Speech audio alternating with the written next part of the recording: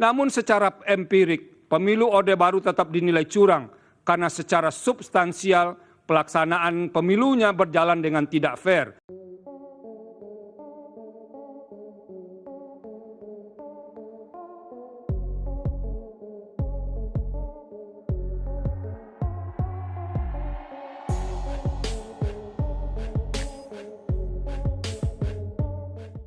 Berdasarkan kerangka teori sebagaimana diulas di atas, maka konsep pemilu jujur dan adil yang dikehendaki Undang-Undang Dasar 1945 dapat dibagi menjadi dua, yaitu pemilu jujur dan adil secara prosedural, serta pemilu jujur dan adil secara substansial.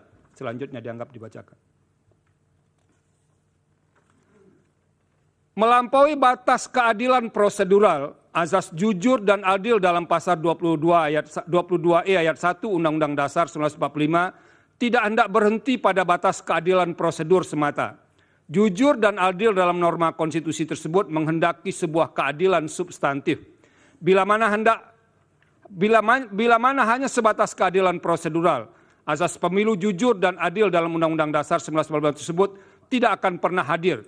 Sebab pemilu pada masa Orde Baru pun berjalan memenuhi segala prosedur yang ada, yang dilaksanakan memenuhi standar mekanisme yang ditentukan dalam Undang-Undang Pemilu ketika itu.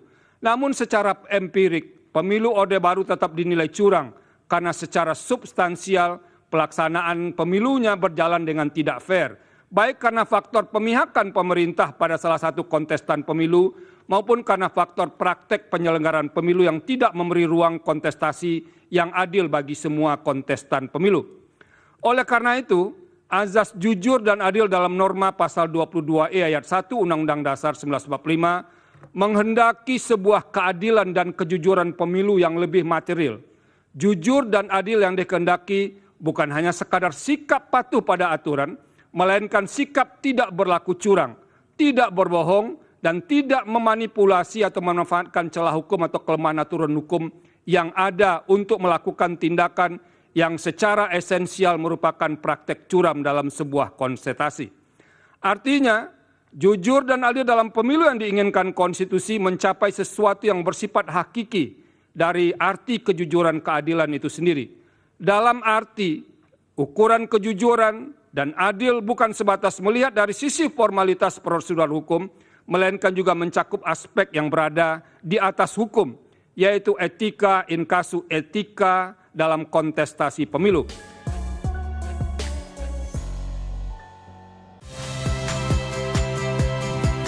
Saya Cynthia Rompas.